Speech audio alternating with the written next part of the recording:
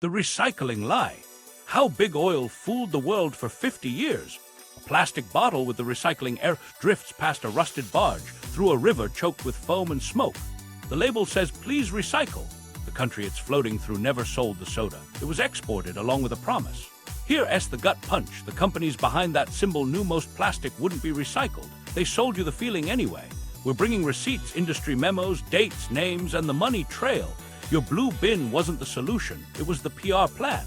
To understand how that bin became a shield, we need to go back to the moment cameras discovered the mess.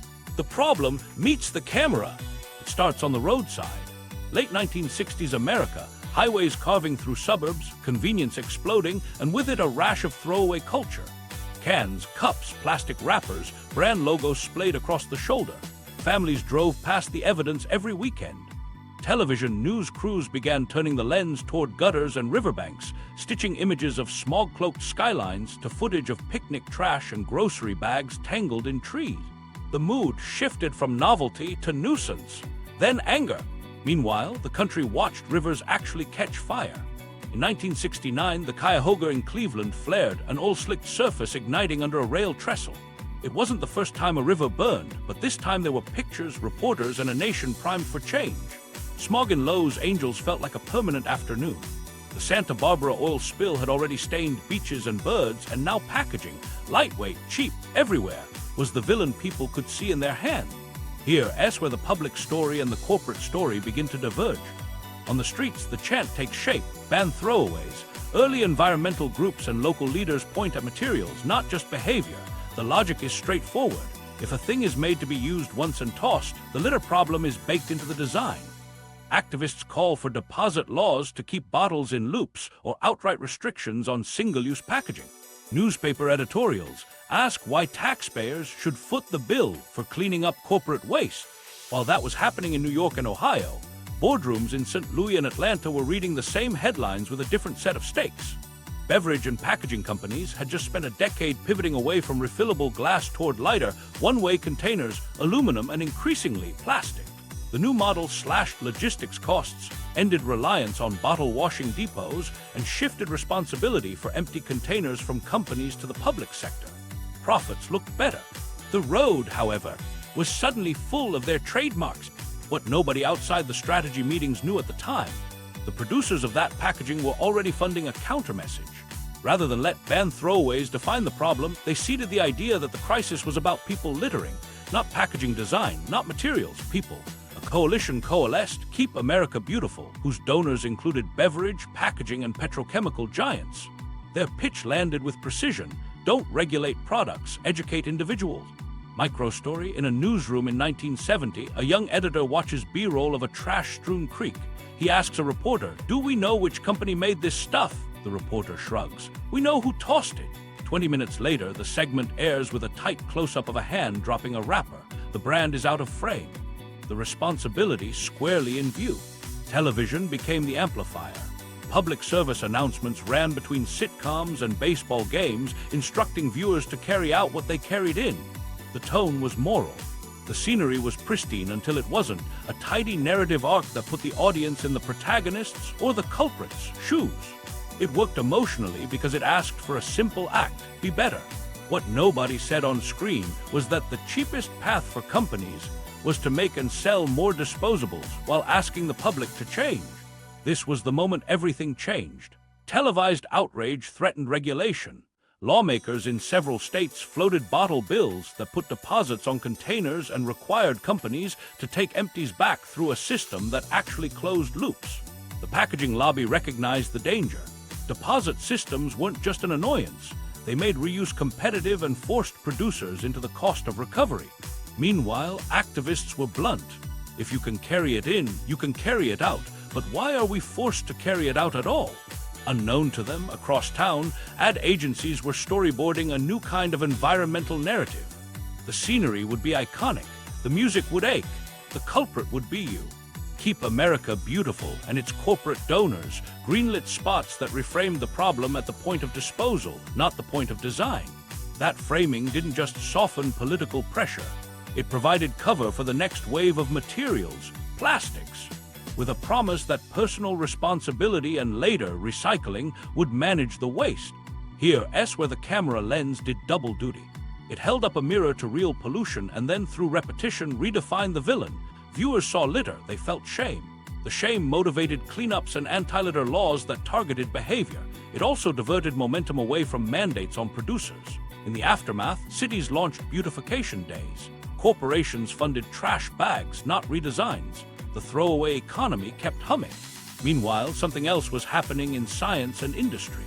Petrochemical companies, buoyed by post-war refinery capacity, were ramping up polymer production. Plastics were marketed as modern, sterile, convenient, miracles of chemistry that freed you from washing, from weight, from worry. The waste was out of sight at checkout, and right there on the shoulder of the road a week later. To understand why your blue bin later felt like an answer, we need to see the seed planted here, the pivot from structural responsibility to individual action. When activists chanted "ban throwaways," corporations heard "find a symbol." And quietly, a new symbol was about to enter the chat, 3 arrows that promised a loop where none yet existed. The Mobius loop's Trojan horse. The symbol arrives like a balm. 3 arrows chasing each other, a clean loop that promises order in a messy world. In classrooms, kids draw it with fresh markers. In city halls, it lands on posters about civic pride. And on packages, it starts to whisper a powerful message. This will come back as something new. The irony is that the loop enters public life before the loop exists. It spreads not because the system works, but because the image does. To understand how that happened, go to 1970. A college student named Gary Anderson sketches a mark for an environmental design contest, 3 folded arrows forming a Mobius loop. The winning idea becomes a cultural shorthand, free to use and easy to print. Teachers love it, newspapers reproduce it, schoolchildren wear it on pins for Earth Day. What nobody mentions in the art critique is infrastructure, sorting lines, buyers, end markets. The loop is a language, not a factory. Meanwhile, the packaging world sees something else, a permission slip. If people equate the loop with doing the right thing, then printing the loop can calm a storm. It begins appearing on paper, on glass, on steel, and crucially on plastics. Early on, plastic makers understand that not all polymers behave the same. PET isn't PVC. Polypropylene isn't polystyrene. Mixed together, they're a headache. The industry's answer in 1988 is a numbering system. The resin identification codes, 1 through 7, pressed inside what looks like the very same chasing arrows the public has learned to trust. Here's the pivot. Internally, the code is for sorters. It's a shop floor aid, a way for a plant worker to tell PET from HDPE at a glance. Externally, stamped into millions of packages inside arrows that imply a loop, the numbers look like a green light. 1 for bottles, 2 for jugs, 3 for PVC, 6 for foam clamshells. Consumers don't read polymer science. They read the arrows and hear one word: recyclable. Micro story: a product manager at a beverage company holds up a prototype bottle in a conference room. "We've added the code," he says, tapping the base. The lawyer nods. "Good, clarity." The marketing lead smiles. "Great, customers will feel better." No one at the table is funding a plant to turn number 3 into number 3 again at scale. The code, printed in tiny relief, does the heavy lifting of reassurance. The stakes are subtle and huge. If consumers believe the choice at checkout isn't between waste and waste, but between recyclable and not, they keep buying. If city leaders believe the stream can be managed with blue bins, they keep approving contracts. Companies keep lightweighting, thinner walls, multi-layer films, additives for color and sheen to save resin and shipping costs. Those tweaks make products cheaper and harder to recycle. But the arrows stay. What nobody knew at the time outside trade rooms. The code's creators expected confusion. Standards bodies would later clarify that the triangle is for identification, not recyclability. Early versions used arrows that closely resembled the universal recycling symbol. For a public hungry for solutions, nuance gets flattened. Recyclable becomes a marketing word, not a guarantee of a second life. Meanwhile, something else is happening in copywriting. Labels start to use phrases like "please recycle" next to the loop, or "check locally," a line that technically says maybe and emotionally says yes. A coffee cup lid made of polystyrene carries a 6 in arrows. A shopper in line sees the triangle and tosses it in the blue bin. Downstream, sorters curse. Polystyrene has few buyers. The triangle has many believers. This was the moment everything changed inside households. Trash became 2 decisions, landfill or blue bin. That choice feels like agency, even heroism. Parents teach kids which triangle numbers go where, a domestic ritual that carries moral weight. The act shields the purchase itself from scrutiny. If the package has arrows, the buy feels absolved. Meanwhile, in boardrooms, the loop is doing quiet defensive work. When legislators weigh deposit return systems or bans on unrecyclable formats, lobbyists point to growing access to recycling and the standardized codes. Don't ban, they say. Educate, invest in collection. The system is being built. The symbol buys time. Time buys capacity. New crackers, more resin, more single-use growth. But there was one problem. The numbers didn't match reality. PET and HDPE had some end markets. PVC, polystyrene, and multi-layer films mostly didn't. Mixing them wrecked value. Cleaning, sorting, and transporting them ate margins. The loop kept spinning on labels while the economics stalled on floors. Consumers kept faith. The bins filled. And quietly, the fraction that actually closed the loop stayed small. The Trojan horse isn't the arrows themselves. It's what rode inside them. A promise of circularity that lived on packaging instead of in plants, a code that served technicians but preached to shoppers, a language that made a system look ready long before it was. The public heard we've got this. The industry heard we've got cover. The numbers on the bottom of the bottle would matter later, in memos, in hearings, in budgets. For now, they did their job on the shelf.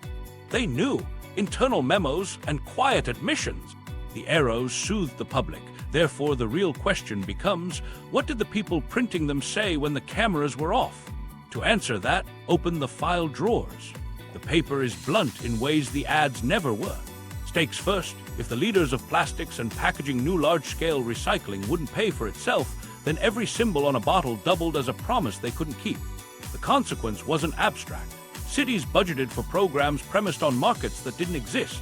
Consumers bought more under the spell of Recyclable. And upstream, producers greenlit more resin capacity while spending pennies on the back end. Action. In April 1973, a report circulated to top industry executives called Plastics Recycling Costly and Difficult, warning that sorting mixed plastics was infeasible, and noting there is no recovery from obsolete products. A year later, another internal analysis concluded there was serious doubt that widespread plastic recycling can ever be made viable on an economic basis. These weren't environmental groups. They were trade insiders summarizing the economics. Meanwhile, the Society of the Plastics Industry and allied companies were launching public campaigns to promote recycling as the answer. What nobody knew outside those circles, by the late 1980s, as anti-plastic sentiment peaked, the internal tone hadn't changed much. Notes from trade meetings acknowledged that recycled plastic couldn't compete with virgin on price or performance. One staffer in the mid-1990s summarized the reality in plain language. With virgin supplies rising, post-consumer resin prices would get kicked. A market truth, not a moral stance. And across multiple memos, a phrase reappeared. Recycling will not be feasible on a broad scale.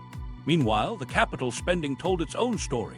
Companies invested billions in new crackers and polymerization lines, bets on growing virgin production, while allocating comparatively little to stable, long-term end markets for recovered plastic. Pilot recycling projects got ribbon cuttings and press coverage. New resin plants got decades-long depreciation schedules and guaranteed feedstock. The ledger made the strategy visible. Scale the front end, publicize the back end. Micro story, a lobbyist leaves a state house hearing on a proposed bottle bill. He calls a colleague from the marble steps. "We can beat this if the mayor believes Curbside solves it," he says. "Get me participation rates." Inside the briefcase is a trade group slide deck with charts of access to recycling ticking up and a private appendix explaining contamination rates that make mixed bales uneconomic. Impact deposit return systems, designed to pull clean PET and glass into high-value loops, were framed as unnecessary or burdensome, while consumer education and voluntary recycling pledges took center stage. The effect was predictable. Where deposit laws passed, returns climbed into the 70–90% range for containers.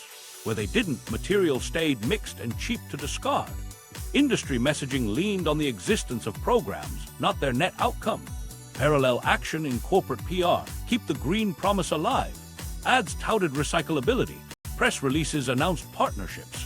Trade associations published toolkits for municipalities. But in committee rooms and technical papers, the persistent barriers, polymer incompatibility, additive cocktails, food contamination, and market volatility were treated as structural.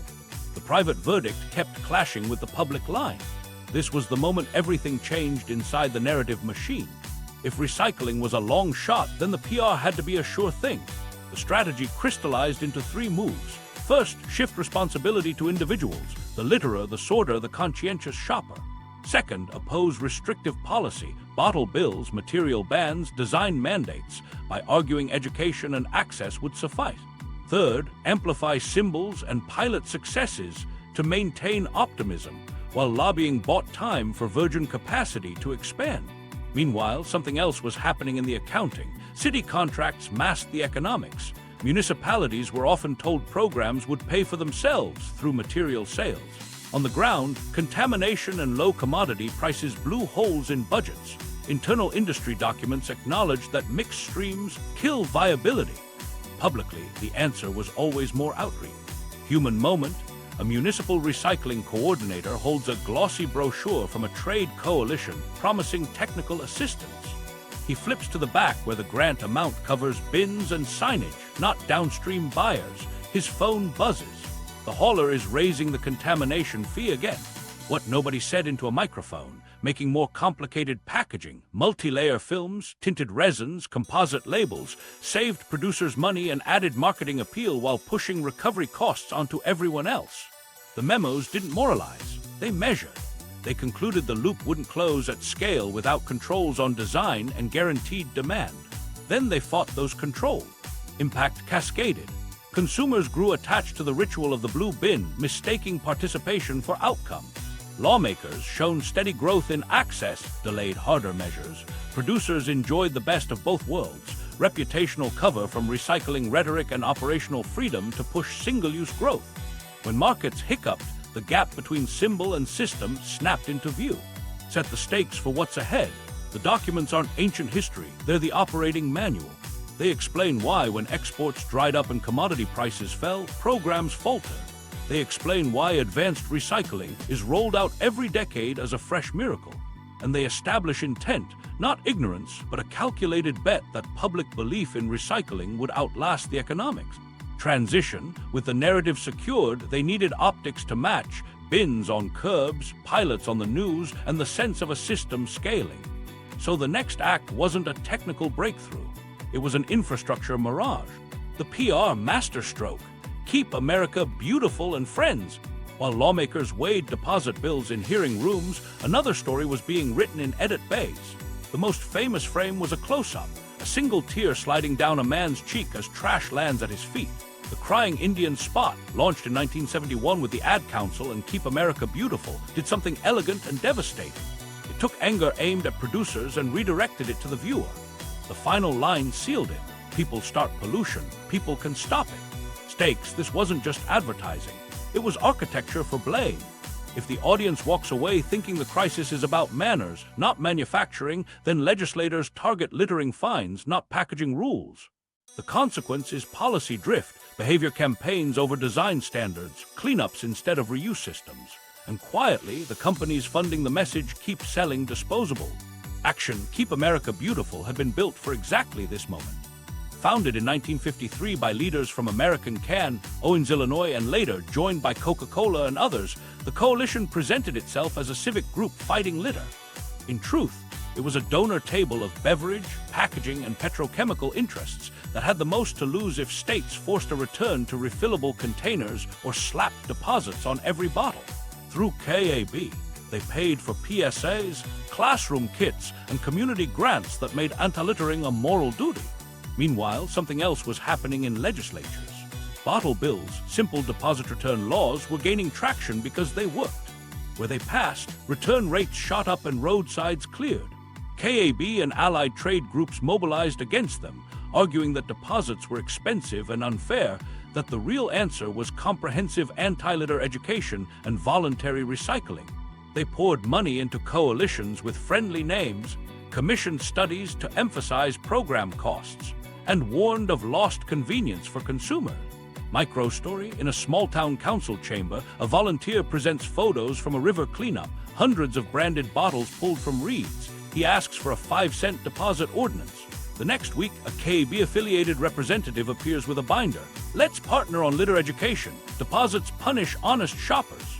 The council votes for a poster campaign and a spring cleanup day. The river keeps collecting plastic. The message architecture was consistent and sticky. First, isolate the moment of disposal. Focus every camera on the toss, not the sale. Second, feature individuals, never factories or boardrooms. Third, equate environmental virtue with picking up after yourself, which everyone can do, and away from upstream redesign, which only producers can deliver.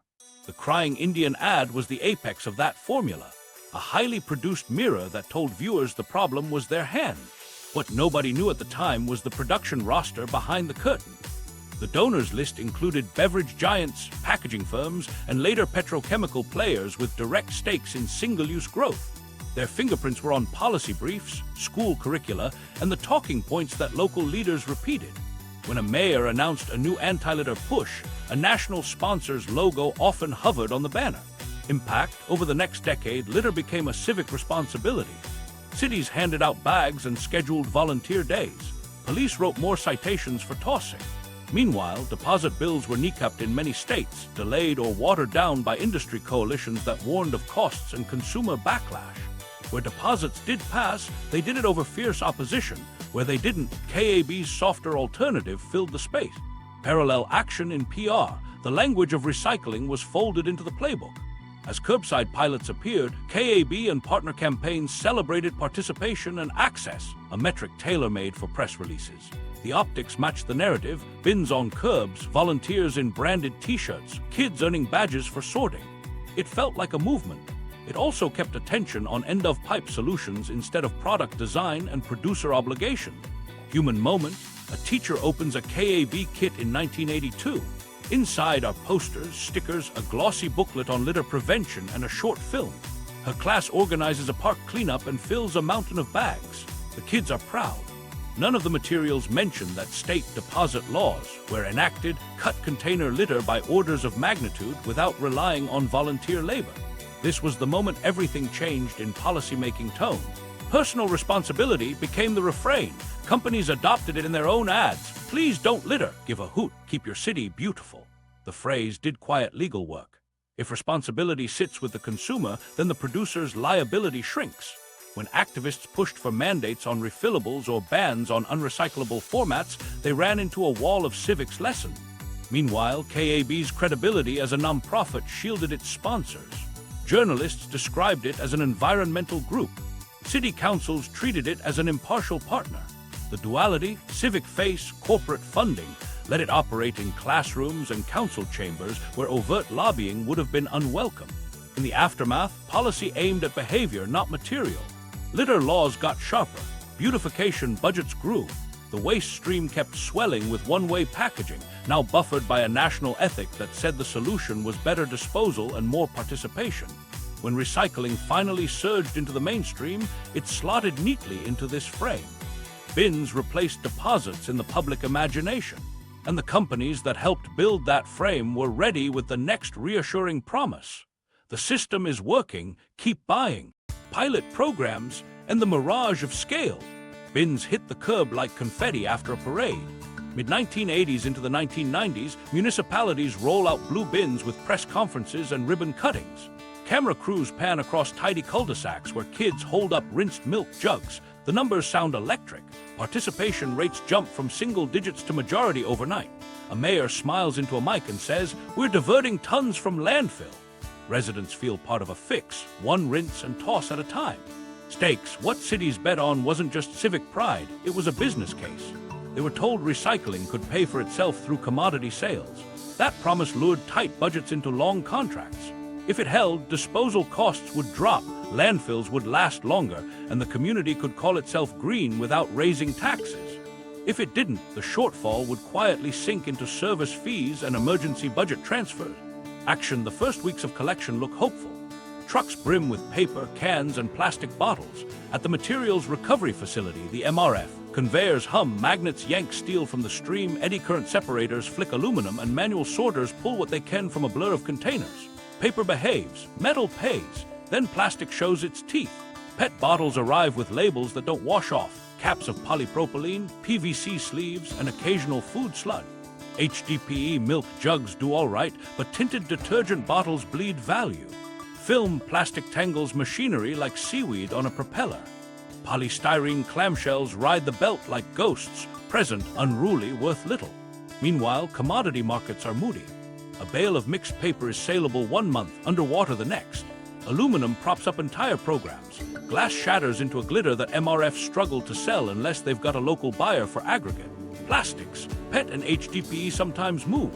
The rest, PVC, polystyrene, mixed films, either sit, contaminate other bales, or get counted as collected for recycling, even when there's no end market ready to take them.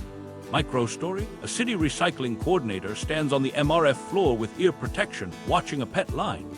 A sorter spots a PVC bottle with a shrink sleeve and yanks it. Miss it, and that PVC can wreck an entire PET melt. The coordinator asks the plant manager, how much of this actually becomes new bottles? The manager points to a smaller bin. Those, the rest. Maybe carpet fiber, maybe nothing this month. Economics don't. Collection is expensive. Trucks, crews, fuel, maintenance. Sorting is expensive. Labor, power, equipment, downtime when film snarls the screens. When contamination climbs, buyers discount bales or refuse them. Contracts that promised revenue share turn into invoices with contamination charges in small print. The phrase "pays for itself" evaporates under line item. Here's the physics buried beneath the budget. Polymers aren't like metals. Aluminum melts and returns to near original performance, can for can. Plastics degrade with heat and shear. Chains short, properties drift. Mechanical recycling becomes downcycling, bottles to fiber, trays to lumber, each step a rung down in value until the material exits the loop entirely. Every cycle carries residue, inks, multi-layers, and unknown additives that complicate the next pass. The loop narrows fast. Local officials were sold a vision: standardized carts, single-stream simplicity, economies of scale. Single-stream did boost participation. It also spiked contamination. Coffee cups bled into paper, greasy pizza boxes stank up bales, garden hoses masqueraded as recyclable plastic. The system was built to sort, not to sanitize. Markets punish that different. Human moment: a crew member on the picking line pulls a syringe, then a Christmas light strand, then a sodden bag of dog waste. He keeps pace because the belt doesn't care. At lunch, he checks the commodity board on a cork wall. PET down, mixed 3-7, no bid. He shrugs, finishes his sandwich, and returns to the belt. Parallel action in City Hall. Quarterly reports tout participation and access, metrics that sound like success. The press release leads with households served and tons collected. It does not lead with tons actually reprocessed into equivalent products or with the cost per ton net of commodity revenue. The feel-good loop is real. Residents comply, officials communicate progress, vendors highlight volume. End market reality is a footnote. What nobody outside procurement reads closely are the market risk clauses. When commodity prices fall, the city's fee rises. When contamination crosses a threshold, penalties apply. When volumes exceed contracted limits, surcharges kick in. The MRF operator manages risk with flexible outputs. The city absorbs it with flexible budget. Meanwhile, producers keep optimizing packaging for shelf life, brand differentiation, and cost. Multi-layer films with barrier layers, metallized pouches, black plastics invisible to near-infrared sorters. Each innovation makes recycling harder, but the arrows stay stamped on the bottom, and the bin keeps receiving it all. This was the moment everything changed for the narrative of scale. Leaders believed scaling collection equaled scaling recycling. But collection without stable demand is storage with extra steps. The domestic math kept failing quietly. Bales stacked in MRF yards. Brokers hunted overseas buyers willing to take mixed loads at a discount. The local optics, full bins, busy plants, masked a global valve opening out of sight. Impact: residents trusted the ritual. Municipalities locked into systems that needed somewhere, anywhere for plastic to go. When a buyer winked from across the ocean, the line unclogged, the report stayed rosy, and the program lived another year. The mirage held because it had to. And as long as the containers left the county labeled for recycling, the promise on the package remained technically intact. The question became painfully simple. If the domestic markets don't pencil out, where does the plastic go next? The export valve. Out of sight, out of mind. When the bales started stacking behind MRFs, a door opened across the Pacific. Brokers made calls, containers got booked, and recycling turned into international trade. The pitch was tidy. Countries in Asia had growing manufacturing bases, hungry for raw material. We had mixed plastic we couldn't sell domestically. Put it on a ship, keep the optics clean at home. The bill of lading would say for recycling. The story could keep going. Stakes, this wasn't just logistics. It determined whether the blue bin ritual meant recovery or displacement. If the export markets were sorting and truly reprocessing, then the loop held. If they weren't, towns were outsourcing pollution and risk to communities with less leverage. That difference lived in contamination rates, labor realities, and the gap between a customs form and a factory gate. Action through the 1990s and 2000s, ports in the US, Europe, and Australia loaded containers with mixed plastic. PET bottles tangled with polypropylene tubs, PVC clamshells, polystyrene trays, films that snarled machines at home, and sent them to buyers in China and later Southeast Asia. In reports and press releases, industry groups held up export tonnage as proof that recycling was scaling. At conferences, slides showed tidy rows of bales and charts trending upward. Meanwhile, in import zones from Guangdong to Penang, the work looked different. On arrival, mixed bales met yards ringed with corrugated metal. Cheap labor sorted by hand, pulling the obvious PET and HDPE, pushing the rest into piles that waited for a buyer, a burner, or a rainstorm. A fraction made it into flake, then fiber, sometimes into lower-grade goods that might have a second life. A lot didn't. When contamination was high and markets were weak, material ended up dumped in gullies, burned in open pits, or fed into rudimentary boilers that belched acrid smoke. What nobody at a ribbon cutting back home could see were the decisions at each gate. A broker took a cut if the paperwork called it recyclable. A shipper got paid once the container cleared. A yard owner did the math daily. What can be sold as flake? What can be torched to make space? The word recycling stretched to cover downcycling, delay, and disposal. The photos that leaked out, black plumes over fields, ditches choked with labels from faraway brands, rarely made it into municipal newsletters. Micro-story, a woman in a village near a sorting yard wakes before sunrise. She and her neighbors pick through a fresh pile, separating clear PET from green, tossing anything soft aside. By noon, the boss says there's no buyer for the mixed film. He lights a match at the edge of the heap. Blue smoke crawls across the lane where kids play soccer with a taped-up ball. 2 containers left a U.S. port last month labeled for recycling. The paperwork isn't wrong. The lived reality isn't what the label promised. Meanwhile, China's role grew central. For decades, it imported massive volumes of scrap plastic. The logic was economic. Manufacturing centers needed fiber and packaging. Scrap could fill some of that demand. The downside was visible. Contamination flooded in with the bales, and poorly regulated processors left water black and air sour in communities far from the brands on the labels. Even within China, pressure mounted to stem the tide of foreign garbage dressed up as feedstock. Impact for cities in the US, Europe, and Australia, exports functioned like a pressure relief valve. When domestic buyers balked, the ocean absorbed the backlog. Participation stats at home stayed high. Landfill diversion looked good on paper. The contradictions piled up abroad. When watchdogs traced shipments and found them dumped or burned, officials blamed bad actors, not the economics that made mixed plastic hard to sell. The system depended on cheap labor, lax oversight, and willful distance. Parallel action in trade language. Contamination thresholds were always the hinge. If a bale held too much food residue, too much PVC and PET, too many films twisted into rigid streams, quality dropped and the math broke.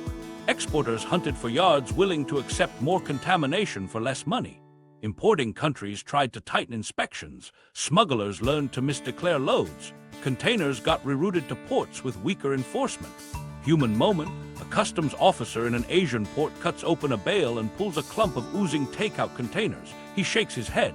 The manifest says post-consumer PET. He waves the container to secondary inspection. Behind him, a stack of rejected boxes grows under a gray sky. He knows his decision will send some loads back, some underground, and some into the river the next storm. This was the moment everything changed for the illusion of circularity. Exports allowed wealthy countries to point to tonnage shipped and call it success. The word recycled got applied at the moment of departure, not the moment of remanufacture. Consumers never saw the gap. Politicians could claim progress. Producers could keep printing arrows. The costs, air, water, health, were paid by people at the end of the line, breathing the smoke and drinking from the well. Meanwhile, communities on the receiving end organized. Journalists filmed stacks of foreign-labeled packaging in rice paddies and back alleys. Researchers sampled air around makeshift furnaces and found toxins from burning additives. Local governments, under pressure, started banning certain imports, raiding illegal yards, and pushing containers back across the water. A policy was coming that would slam the door and make the backlog impossible to ignore. Impact back home.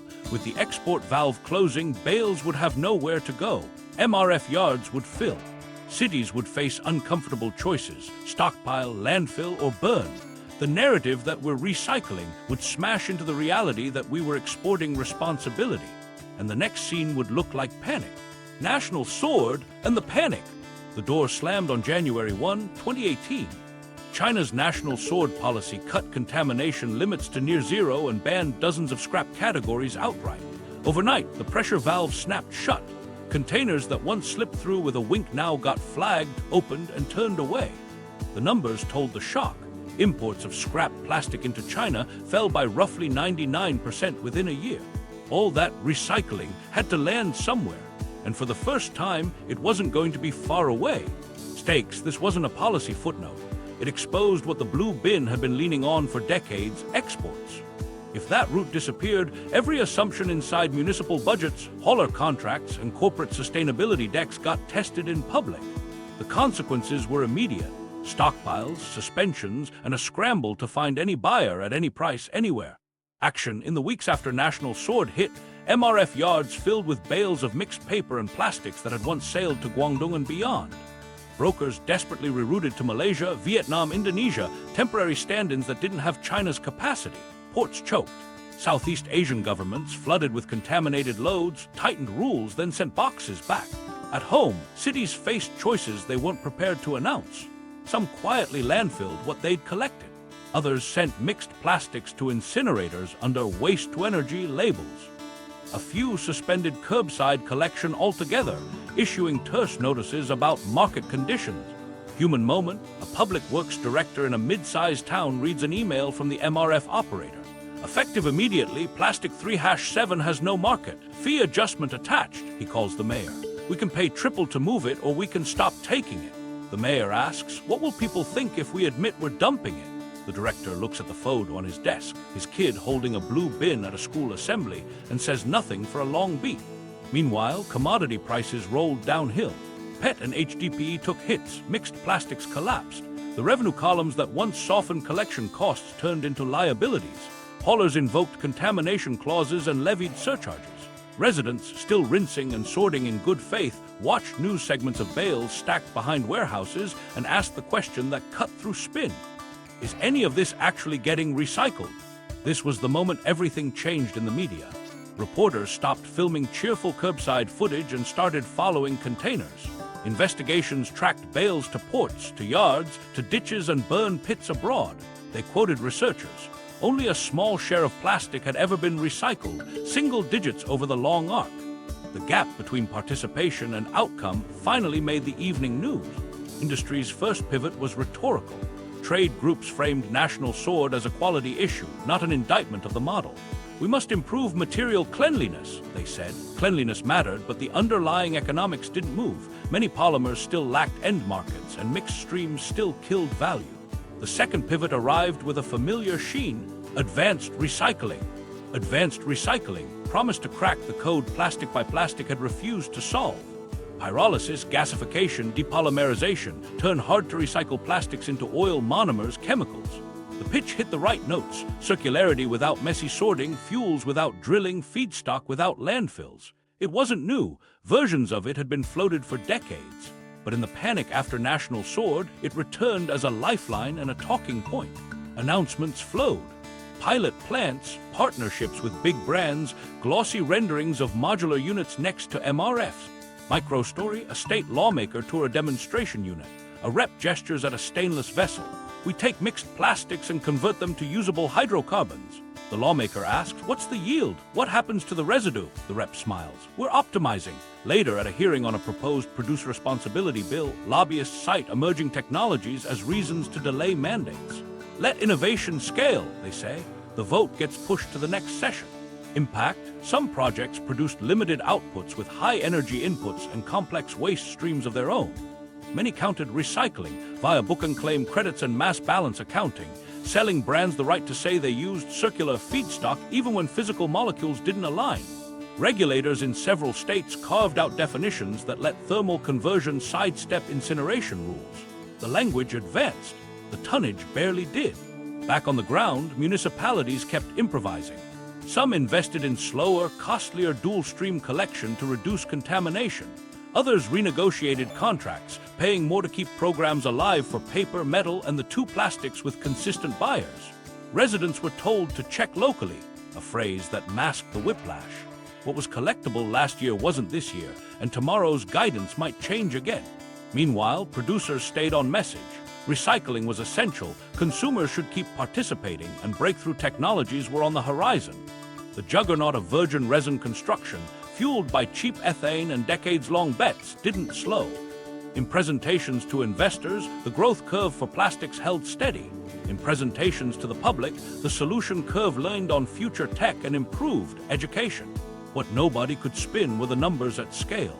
The share of plastic ever recycled remained tiny. PET and HDPE carried the entire narrative. Other resins rarely found second lives. National Sword didn't create that reality. It revealed it in daylight. The export valve had masked system design with geography. When the ocean said no, the math stood there bare. The panic forced a new question. If collection without markets is theater, who is responsible for creating markets? Cities alone couldn't do it. Households couldn't do it. Waste companies couldn't do it without buyers. The answer pointed upstream toward design, fees, and mandates with teeth. Before we buy the next miracle, look at the ledger: costs, yields, energy, accountability. The blue bin was never built to carry all of this. It was built to carry bottles. Now the bill had arrived. The numbers, they can't spin. Here's the ledger with the optimism stripped out. Across 7 decades of production, credible analyses converge on a sobering range. Only around 9–10% of all plastic ever made has been recycled into new material even once. The rest was landfilled, burned, or leaked into the environment. That's not a mood, that's mass balance. If recycling were truly carrying plastic, the share would look like aluminum's or glass. It doesn't. It never has. Stakes, this isn't academic. Cities designed systems and households formed habits around the belief that plastic behaves like the metals in the same bin. When the numbers show it doesn't, budgets bend, confidence erodes, and the policy window shifts from encourage to require. For brands, the gap between promise and performance becomes a liability, not a slogan. Action: break it down by resin. PET, Code 1, the clear soda and water bottle, performs best. In deposit systems with clean return streams, recovery rates can be high and bottle-to-bottle is feasible. Outside deposits, collection drops and quality slides, so a lot of PET becomes fiber, not bottles, which means it exits the loop soon after. HDPE Code 2, the milk jug and detergent bottle, has steady buyers for natural and some colored grades. It can come back as pipe, decking, non-food containers.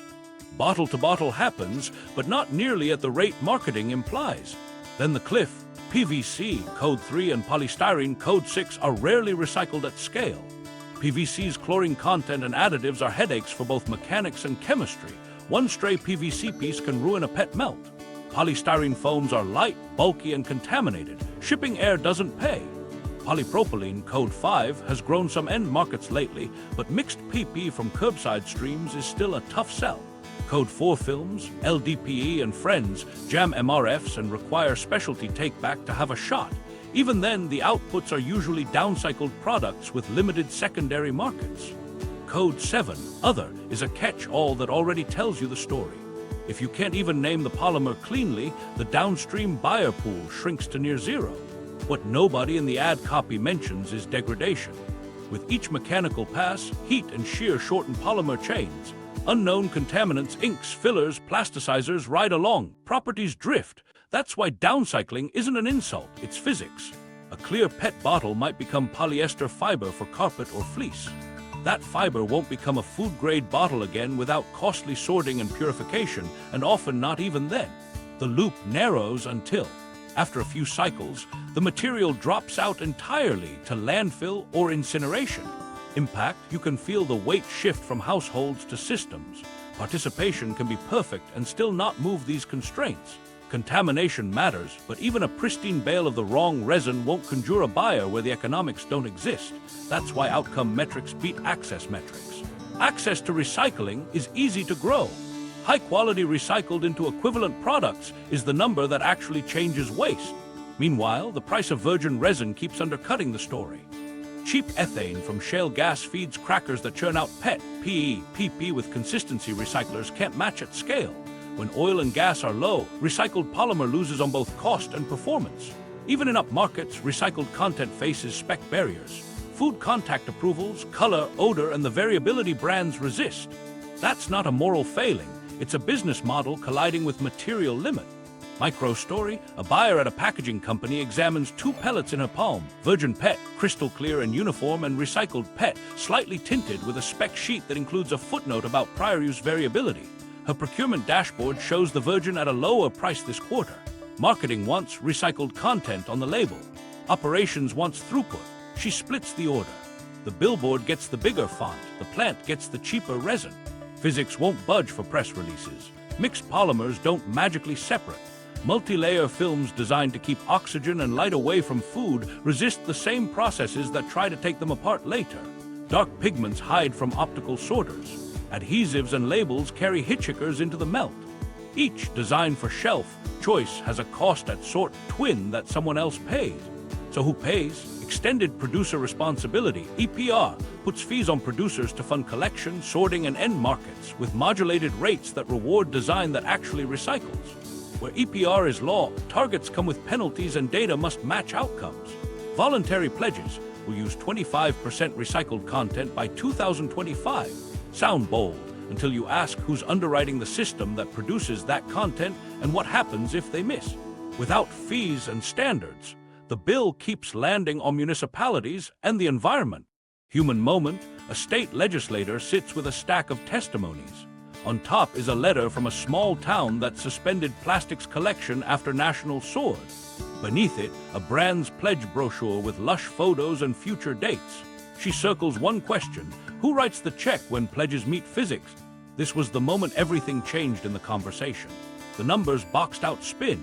Less than a tenth ever recycled. 2 resins with consistent markets. 4 that mostly drag the system. Downcycling inherent. Virgin beating recycled on price and spec. Exports exposed. You can't educate your way around that. You can design, legislate, and price your way into better outcomes, but only if the costs move upstream. Why keep making more if the numbers are this bad? Because the production curve is wedded to fossil expansion, and because the story of recycling has softened demand-side guilt for decades. To change that curve, you have to change the incentives, deposits that deliver clean streams, design standards that ban the unrecyclable, EPR that funds the gap, and procurement that buys what the system produces. Absent that, the math doesn't pencil. The bin keeps filling, the ledger stays red. The production juggernaut. If the numbers are ugly, why keep churning out plastic? Follow the pipes. In the 2010s, shale gas rewired the economics of petrochemicals. Fracking unlocked cheap ethane, the perfect feedstock for steam crackers. Gulf Coast maps sprouted new dots: ethane crackers, polyethylene units, polypropylene expansions. Investor decks promised decades of low-cost virgin resin. The decision wasn't made in a recycling committee. It was made in energy markets and bond offering. Stakes: once billions go into a cracker, the machine must run. It hedges by pushing resin into every corner of consumer goods. The more single-use formats, the better the offtake. And if recycled polymer can't meet price or spec, virgin fills the gap cleanly. That's why growth projections for PE and PP looked bullish even as headlines screamed about ocean plastic. Supply sought demand. Marketing supplied the story. Action: walk a new plant's floor on the Gulf. The furnaces glow, the fractionation towers hiss, pellets rain like rice into silos. A logistics manager watches railcars line up, each one a promise to a converter, a bottle maker, a film extruder. Across the country, brand teams are sketching: lightweight, pouches with oxygen barriers, metallized layers, and matte finishes. They stamp recycling ready on mock-ups because the outer film is technically one resin, even if the closure, ink set, adhesive, and barrier make separation a nightmare. On launch day, a sustainability slide says, designed for recyclability. In a MRF, the same pouch behaves like a loose flag and wraps a screen. Meanwhile, resin producers bankroll standards work. Committees debate what counts as recyclable. Definitions bend. Recyclable where facilities exist. Check locally. Conditionally recyclable. A label can say recyclable if 60% of households have access to a program that nominally accepts the item, even when the end market is a shrug. That nuance keeps regulators off the word deceptive and lets brands print comfort on the shelf. Microstory, a packaging engineer, proposes moving a popular tub from opaque PET to tinted polypropylene. The change saves 2 cents a unit and improves shatter resistance. She flags a trade-off. The new tint will confuse near-infrared sorters. Procurement nods, marketing loves the color, legal points to the triangle, and check locally copy. The tub ships, sorting plants pay the price. Resin sales tick up. Business model truth sits in a simple table buyers pass around. Virgin PE at X, recycled PE at X plus 10 to 20% with quality variance. Virgin PP at Y, recycled PP at Y plus a headache. Profit margins reward predictability. Plants crave throughput. Downtime kills. A pallet of uniform virgin pellets runs like a metronome. A pallet of variable recycled content asks for slower speeds, more troubleshooting, and the occasional line jam that nobody puts in a brochure. Lobbying does the rest. Industry groups push science-based standards that, in practice, keep flexible packaging in the game. Bills that would ban certain multi-material formats get reframed as innovation killers. Deposit return expansions meet consumer choice campaigns. Producer responsibility proposals get watered into task forces and pilots. In several states, advanced recycling gets redefined as manufacturing, not waste management, easing permits and sidestepping air rule. The message to lawmakers is consistent. Don't pick winners, don't limit materials, let the system evolve. The system, fortified by cheap virgin, evolves toward more resin. Human moment, a mayor tour a state-of-the-art distribution center. Pallets wrapped in plastic film stretch to the ceiling. A vendor says this film is necessary for safety and efficiency. He isn't wrong. The mayor asks, can we recycle it? The answer is a careful maybe. Back-of-store take-back if clean and segregated, not curbside. Outside, the city's recycling contract just added a contamination surcharge. Inside, another pallet gets wrapped. Meanwhile, recycling-ready labels spread. A pouch with a removable spout and a store drop-off icon meets a technical criterion in a narrow channel. Most consumers toss it curbside, where it becomes contamination. A black PET tray uses pigments that defeat optical sorting, then prints made with recycled content, thanks to a mass balance credit purchased upstream. Accounting becomes narrative. Molecules become marketing. Impact, the juggernaut isn't a villain twirling a mustache. It's an economic machine following incentives. Cheap feedstock plus sunk capital equals pressure to sell resin. Brands under margin pressure choose materials that run flawlessly and ship light. Retailers want shelf impact and logistics efficiency. Without external costs priced in, fees, bans, standards, the default is virgin growth in single-use format. Parallel action outside the U.S. New crackers rise in Asia and the Middle East, aiming at domestic and export markets. Developing economies, growing fast and building consumer classes receive the same playbook. Lightweight, branded, single-serve. Waste systems lag. Litter explodes. Local leaders get offered anti-litter grants and educational kits. The arrows hitch a ride with every shipment. What nobody likes to say plainly in polite panels, design choices are policy choices in disguise. A metallized snack pouch is a vote for landfill or incineration in most places. A clear PET bottle with a washable label and a deposit is a vote for a loop. One scales on marketing budgets, the other scales on mandate. This was the moment everything changed if you were listening to earnings calls. Executives acknowledged rising public concern, pledged recycled content targets, and in the next slide, celebrated capacity expansions. Two truths sat side by side. We hear you and we're growing. Without hard standards, the hearing wins hearts, the growing fills railcars. So the fix isn't bins. It's design rules that eliminate unrecyclables, policies that fund the system, and accountability that closes the gap between labels and outcomes. Until those land, the juggernaut hums, pellets flow, and the arrows keep spinning on the bottom of packages that were never meant to come back. Case filed. Follow one bottle. Start with a hand. It twists a cap, takes a sip, and sets a clear PET bottle on a kitchen counter. Morning rush, lunchbox snaps shut, a backpack zips, the bottle rides along. After school, it's empty. The parent rinses it, checks for the little triangle with the one, and drops it in the blue bin. The choice feels right. The arrows say it belongs there. Curbside, a truck lifts the cart and dumps a flood of recyclables into its belly. Metal clanks, paper floats, bottles tumble. At the materials recovery facility, the bottle hits a conveyor with 1,000 others. Screens shake off cardboard, magnets pull steel, eddy currents kick aluminum. Our bottle slides toward an optical sorter tuned to spot PET by how it reflects infrared light. It pops a gate and joins cousins, mostly but not all PET. A PVC clamshell sneaks through. A sorter grabs it, misses one. That one, if it survives, is a problem later. Micro-story, a line worker taps the bottle with a gloved knuckle to check if the label will wash off. The shrink sleeve is stubborn. He leaves it. There's no time to peel. The belt doesn't stop for anyone's good intentions. The PET fraction gets baled, dense cubes bound with wire, each weighing as much as an adult bear. A broker scans a bale tag. Bale quality isn't great. Some polypropylene caps and a few green bottles are mixed in, plus that stray PVC. He grimaces but makes the call. Domestic buyers are full. An overseas mill is offering a price if the ship sails this week. He books it on the manifest. Post-consumer PET for recycling. At the port, a container swallows the bales. The bottle's address flips from a US zip code to an alphanumeric string on a steel door. The ship glides out, a floating ledger of commodities. Weeks later, the container lands in a humid yard ringed with corrugated walls. Workers pry open the door and cough. The sweet-sour smell of food residue, wet paper, and old cola rolls out. The bottle's bale takes a forklift bump and tumbles. It's now at gate 1. Will a buyer pay to sort this mess?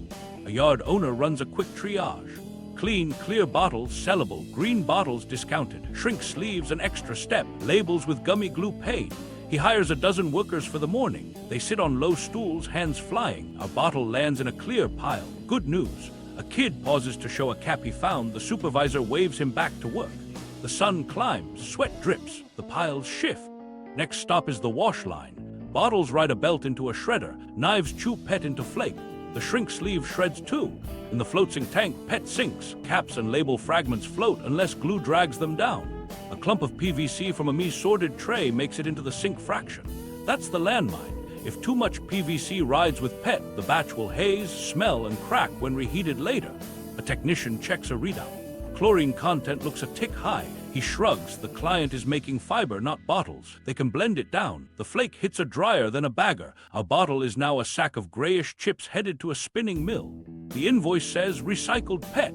It's true. The loop closes, just not where the arrows on the original bottle implied. Micro-story, a woman at a spinning machine feeds the flake into a hopper. Filaments emerge like translucent hair winding onto bobbins. They'll become carpet backing. She makes a day's wage. Outside, a burn pile smolders, film and dirty labels with no buyer. Smoke drifts over a canal where ducks used to swim. She ties a scarf over her face and keeps working. Meanwhile, far away, the parent who rinsed the bottle buys another case on sale. The label now reads, made with recycled content, thanks to a mass balance credit purchased by the brand. Asterisks explain the accounting on a web page. The molecule in the new bottle is almost certainly virgin. The marketing isn't technically wrong. It just speaks a different language than the sorting line. Back at the spinning mill, fiber gets tufted into carpet. Months later, it's stapled into an office. Years later, crews rip it up during a renovation. The truck that hauls the roll doesn't stop at a recycler. It heads to a landfill. Our bottle's second life ends in a mound of buried foam and glue. The arrows on the carpet tiles show a different logo. No one looks. There's a fork where this story could have bent differently. If that bottle had carried a deposit, it might have been redeemed through a cleaner stream, shredded into food-grade flake and come back as a bottle again. If the label had been designed to wash off easily, if the cap had been captured in a compatible stream, if the resin had a guaranteed buyer, the odds would have improved. Each gate demanded a decision backed by design, policy, and money. Most gates defaulted to the cheapest choice. Human moment, the parent hears a news report about exports and asks a simple question at the dinner table. Does this actually get recycled? The kid answers with what the classroom taught. Put it in the blue bin. Both are right, both are wrong. The truth sits in the spaces between gates, bale quality, broker incentives, paperwork fictions, and the distance between a label's promise and a plant's reality. The loop closed, but not where anyone imagined when they twisted that cap. It ended not as a bottle again, but as smoke, fiber, and finally, a layer under dirt. That's the case file. One bottle, a dozen decisions, and a system that lets the story feel circular while it slides downward. Whistleblowers, reporters, and the receipts. The bottle's journey leaves a question hanging. Who proved the gap between the label and the landing spot? Start with a door cracked open by people who'd had enough of the script. Stakes: if insiders had documents saying the math didn't work and reporters could follow the plastic anyway, then the story stops being confusion and starts being accountability. The consequences reach courtrooms, boardrooms, and classrooms. It changes whether a triangle is comfort or evidence. Action: a former trade group official meets a journalist in a quiet diner. He slides a folder across the table. Inside, 1970s memos calling plastics recycling costly, difficult, and infeasible to sort at scale. 1980s notes expressing serious doubt it could ever be viable on an economic basis. The dates matter. The ad campaigns were already running. A second source produces a 1990s staff note predicting virgin resin would kick the price of post-consumer plastic. These aren't activists' opinions. They're market assessments written by the people selling the dream. Meanwhile, newsroom teams upgrade their tools. A producer orders GPS trackers the size of a matchbox. They hide them inside bundles of plastic film, in clamshells stamped with arrows, in trays labeled "check locally." The devices ping as the bags leave a suburb, hit a MRF, get bailed, and weeks later wake up near a Southeast Asian port. The reporters follow the dot to a yard where workers sort barefoot. A manager tells them the mixed film has no buyer. At dusk, smoke rises from a blackened pit behind the warehouse. Micro-story: a young reporter knocks on a city recycling coordinator's office door. She lays out printouts of GPS maps and photos from the yard. "Your program says this is recycled," she says. He stares at the pictures, labels from brands he stocks at home, a kid in a mask beside a smoldering pile, and says softly, "We were told it moved to mills." He opens a contract and points to the loophole: outbound to approved downstream partners. It doesn't define approved. Impact: stories run radio, TV, long form. They quote internal documents, show export routes, and tally the end-of-life fates that never appear in press releases. Viewers see their own packaging in faraway fields. Calls flood city halls. Mayors ask hard questions on camera. A state AJ takes notice. Parallel action in legal filings. Greenwashing claims hit labels that implied recyclability without a viable end market. Lawsuits challenge widely recyclable and recyclable where facilities exist on items most facilities reject or can't sell. Settlements force wording changes, fund audits, and require third-party verification. In boardrooms, compliance teams reread packaging copy with a new kind of caution. What nobody saw coming was how granular the receipts would get. Journalists file public records requests for contamination reports, bail audits, and export declarations. They match dates across shipping logs and municipal invoices. A pattern emerges. When export doors were open, recycling rates tracked tonnage leaving ports, not goods remanufactured.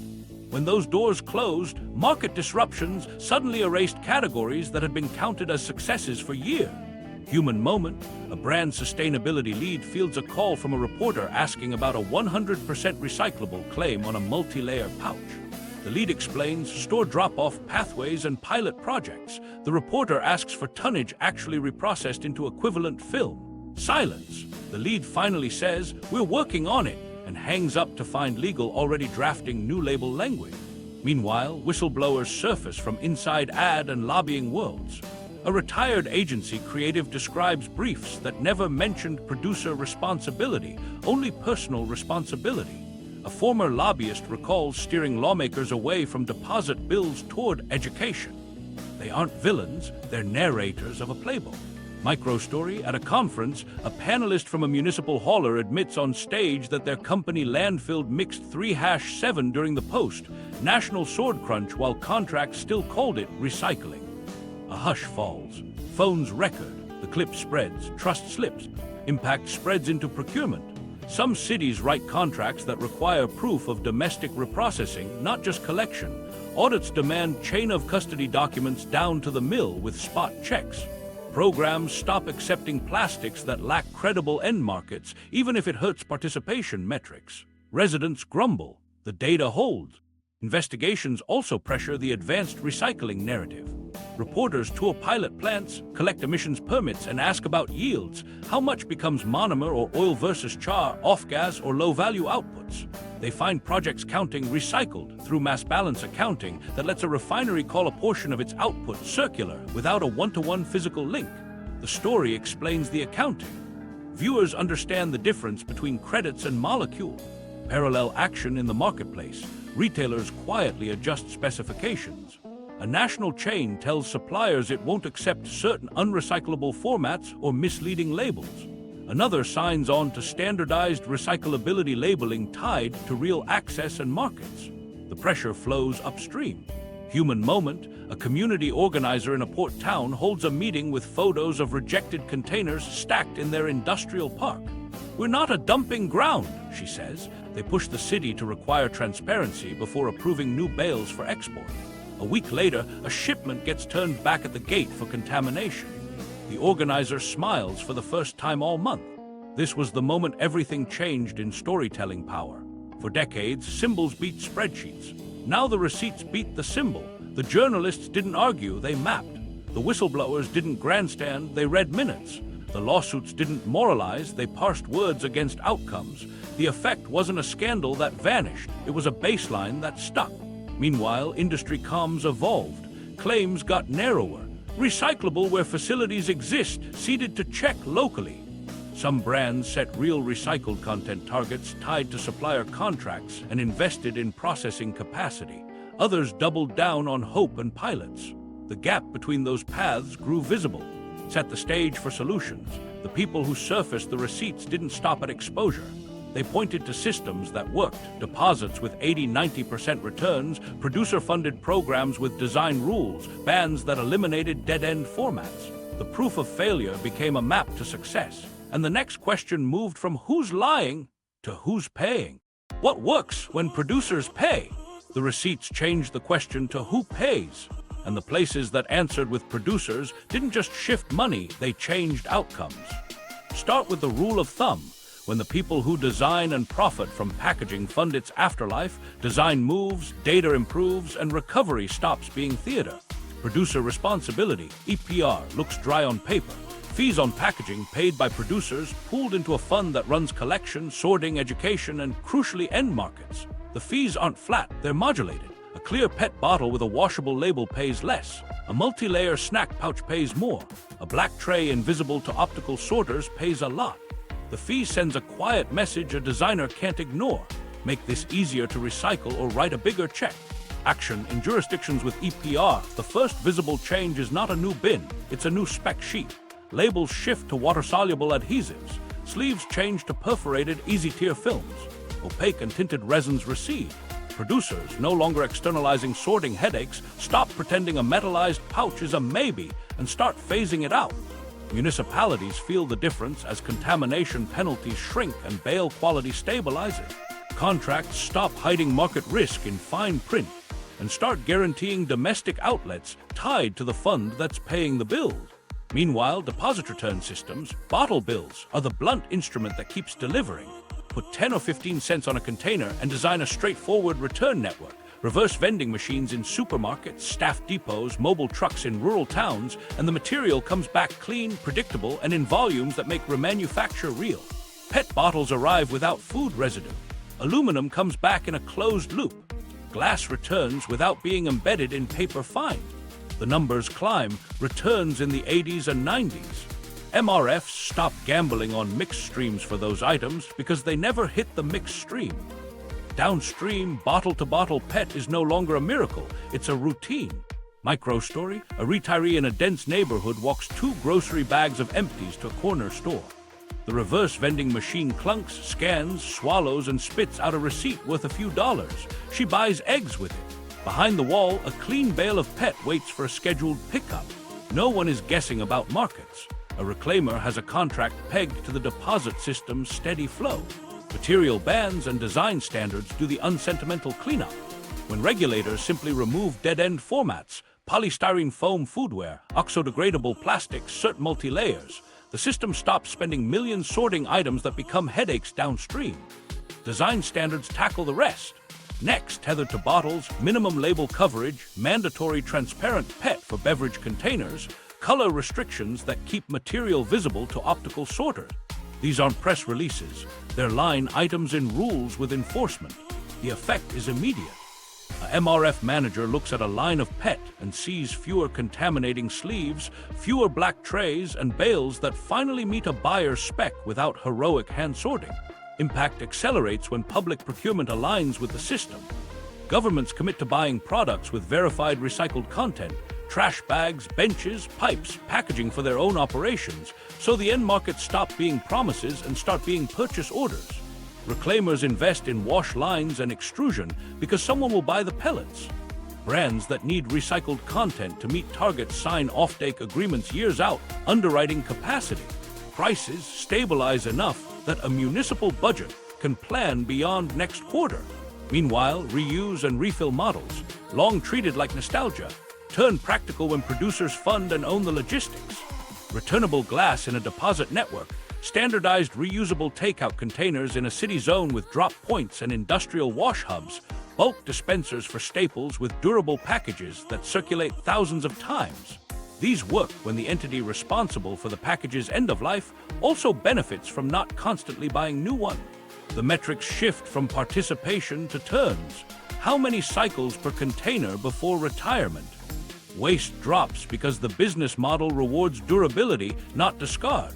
Human moment, a coffee shop owner joins a citywide reusable cup program funded by a producer consortium. Customers pay a small deposit at first use, then swap a used cup for a clean one at any participating shop. The owner stops buying sleeves and lids every week. End of day, a crate of scuffed cups goes to a wash hub.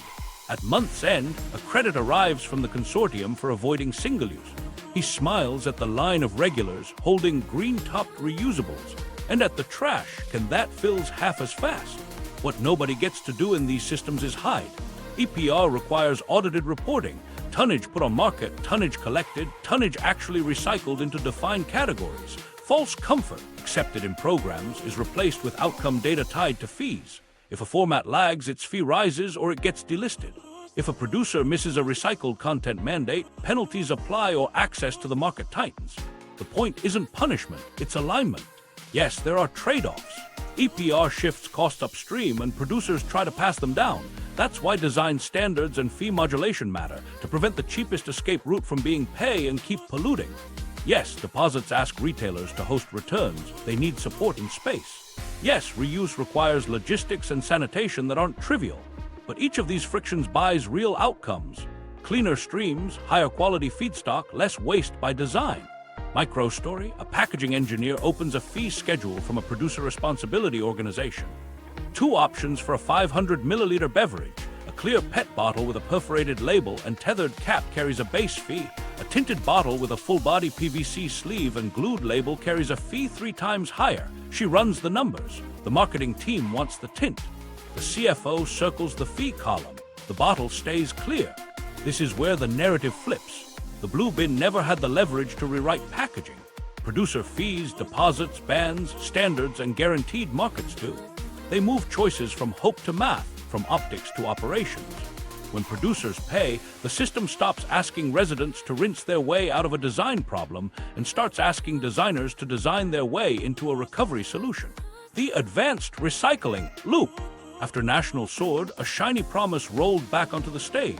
We'll turn plastic back into oil, back into monomers, back into the building blocks of brand new packaging. No need to untangle tricky streams. Feed the beast mixed plastics, get circularity out the other side. The words carried weight: pyrolysis, gasification, depolymerization, each sounding more like an answer than a bet. Stakes: if this works at scale, the system dodges the hardest parts of sorting and design. If it doesn't, the hype delays real fixes while more virgin capacity locks in. Communities near plants carry the risk either way: emissions, truck traffic, and the question that never leaves a fence line: what happens when it shuts down? Action: pyrolysis first. Take mixed polyolefins, films and tubs of polyethylene and polypropylene, heat them without oxygen until they crack into a synthetic oil. In theory, that oil becomes naphtha for a steam cracker, then new plastic. In practice, yields depend on feed quality, temperature control, catalysts, and luck. A barrel of output isn't all sweet feed. There's char to dispose of, off-gases to flare or burn for process heat, and contaminants to manage. Chlorine from stray PVC, bromine from flame retardants, metals from pigments and inks. Microstory: a plant operator watches a control screen as temperature climbs in a reactor. A sensor flags chlorine spikes. Someone missed PVC in the feed. He tweaks the settings, a scrubber hums harder. Out back, a roll-off fills with blackened char that no one will call recycled. Accounting lists it as residual waste. The press release mentions circular oil. Gasification shifts higher, more heat, controlled oxygen or steam, aiming to turn plastics into syngas to feed chemicals or power. It's technically elegant and energy-hungry. Even when it runs, the output often goes to burning for energy, not new packaging. Call it recovery, not a loop. Depolymerization is the star when it sticks to a few polymers. PET can be unzipped into monomers and rebuilt. Nylon sometimes, too. These work best with clean, single polymer streams. Think deposit PET, not a bale of festival leftovers. What nobody excited at a ribbon cutting says clearly, garbage in, garbage science. Mixed, dirty, multi-layer feedstock drags down yields, fouls catalysts, and drives up costs. Plants respond by narrowing inputs. Suddenly any plastic becomes mostly PEPP, low contamination. The sorting problem returns through the side door. The loop promised universality, the gate prints exception. Meanwhile, the accounting evolves faster than the tech. Mass balance lets companies co-process, circular, feed with fossil feed, and allocate a percentage of the output as recycled on paper.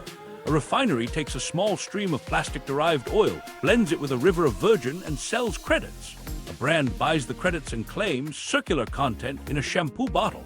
The molecule in the bottle does what molecules do. It doesn't carry a backstory. The claim rides the ledger.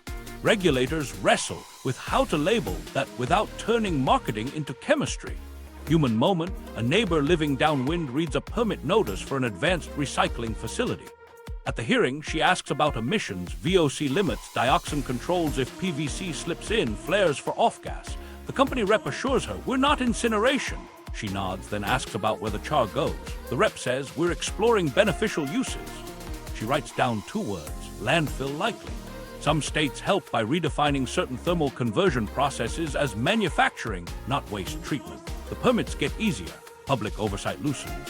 Kilns that look and behave like incinerators slip in under new labels. The line between destruction and recycling blurs until only a lawyer could love it. On slide decks, arrows loop cheerfully. On fence lines, neighbors watch stacks. Impact, a handful of projects make niche contributions, turning clean PET scrap back into monomer, blending small pyrolysis outputs into crackers to shave a sliver off virgin inputs. But the tonnage stays small next to the production curve. Energy use is heavy, residues persist, and when oil and gas are cheap, the economics wobble. Microstory, a brand team on Deadline debates a claim. Made with advanced recycled content, reads clean.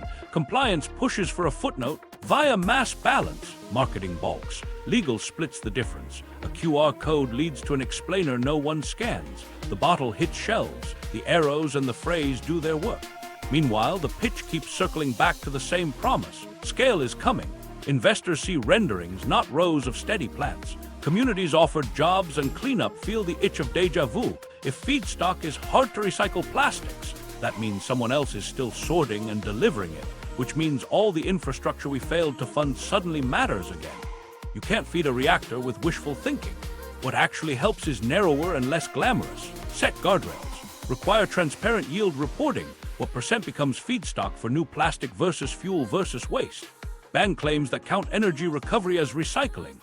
Tie any circular content label to chain of custody that auditors can follow, not just certificates men with briefcases sign. And most importantly, don't let the existence of a pilot pause EPR, deposits, or design ban. If the tech is real, it will win in a system that prices waste honestly. Human moment, a state senator walks through 2 facilities in the same week, a deposit PET recycler humming with clear bales and a pilot pyrolysis unit idling between batches. The first hands him pellets and a purchase order from a bottle plant. The second hands him a brochure. On the ride home, he folds the brochure into his jacket pocket and circles pass EPR on his notes. Here's the honest path forward. Use chemical recycling where chemistry truly relocks molecules. Clean PET to monomer, specific streams to specific inputs. Don't spend public trust on alchemy for mixed trash. Close the front door with design rules and deposits. Fund the system with producer fees. And treat every breakthrough as a claim that needs the same thing consumers were denied for 50 years. Proof tied to outcomes, not arrows on a slide. The consumer's box, power and limits. You control what you buy, what you refuse, and whether you redeem deposits. That matters locally. Less trash, cleaner streams, clearer signals. But the levers with bite live upstream. Design rules, producer fees, procurement and bans. The trap is virtue theater, perfect sorting while packaging stays unrecyclable.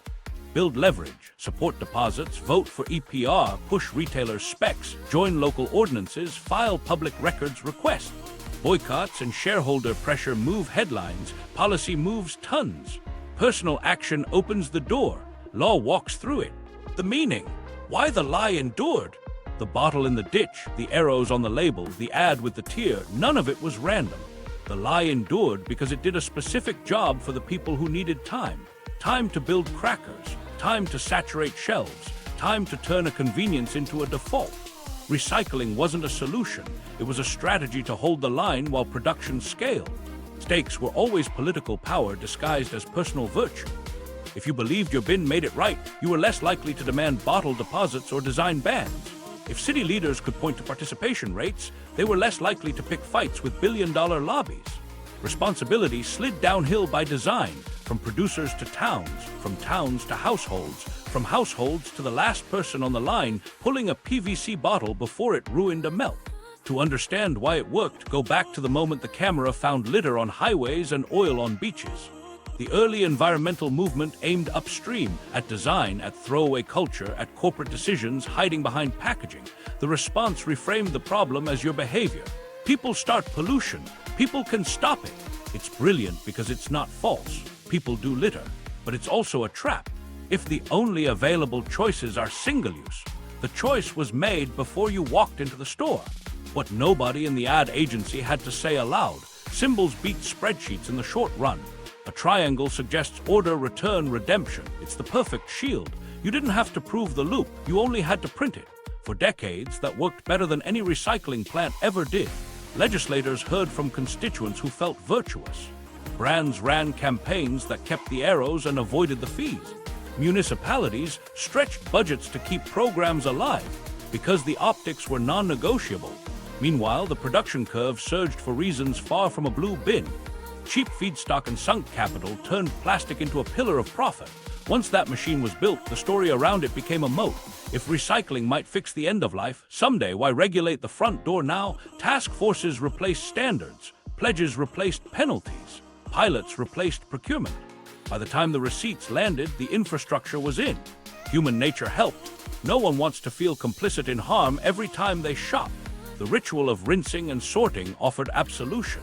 Cities needed wins they could announce. Brands needed a bridge between rising public concern and unchanged product lines. The lie persisted because it met an emotional need as much as a corporate one.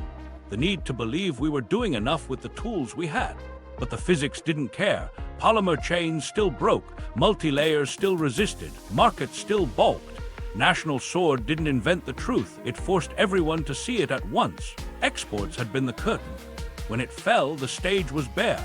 A system built to move feelings, not molecules. So where does meaning land? First, on moral hazard. When power holders shift responsibility to the least powerful, the harm concentrates where the cameras rarely linger. MRF lines, port towns, sorting villages, fence-line communities. The lie worked because they didn't get to write the copy. Second, on incentives. As soon as fees, deposits, bans, and standards moved costs upstream, design changed. That's proof of concept in reverse. The system under the lie was responsive all along, it just wasn't responding to you. The turning point isn't a scandal, it's alignment. Data stripped the story. Policy learned from the data. Public mood turned from guilt to demands. Places that combined those three moved. They didn't wait for a miracle reactor. They set bottle deposits. They outlawed dead-end formats. They made producers pay and modulated those payments to reward design that actually returns. The result wasn't perfect. It was honest. Recovery rates climbed where the rules had teeth. Labels stopped promising what plants couldn't deliver. Procurement closed loops instead of celebrating arrows. Human moment, a designer at a major brand uses a new fee schedule and a deposit spec to decide between two bottles. She chooses the one that will actually make it back. The decision never trends. It matters more than any ad she could write. That's the story flipped. Quiet, enforced alignment beating loud, voluntary claims. Why did the lie endure so long? Because it was cheaper than the truth. The truth requires paying for the system you depend on and changing the products you profit from. The lie cost almost nothing, just an ad budget and a symbol. It bought decades. It sold comfort. And it scattered the bill across people who never approved the purchase. The next time a green promise lands, the test is simple. Who pays if it fails? Where are the penalties if targets are missed? What product changes did they make before buying ad space? Where does a bale go in the real world, not on a slide? If the answers are fees, rules, design fixes, and audited tonnage, you're likely looking at progress. If the answer is another symbol, you're back in the theater. Meaning, then, is not that recycling is useless. It's that recycling was used to delay, to deflect, to keep virgin flowing while the world learned to equate participation with outcome. The fix is to reverse the use, deploy recycling as a tool inside rules that make it honest, put deposits on containers, ban formats that poison streams, price packaging for the mess it makes, fund reprocessing before you print claims, and measure success at the remanufacturer's gate, not the curb. The lie endured because it asked almost nothing of the powerful and everything of everyone else. It ends when that balance flips, when the cost of unrecyclable design outweighs its convenience, when the absence of end markets blocks a label, when the community at the fence line writes the condition for the permit. That's not a slogan, that's a shift. And when it happens, the arrows won't have to carry the story. The outcomes will. The symbol did its job on us. It rarely did its job on plastic. If you want to see how this playbook repeats in climate ads and net zero claims, watch our deep dive on corporate climate pledges next. Subscribe to get the stories marketing budgets would rather you never hear, and share this so the next green promise has to show proof before it gets a pass.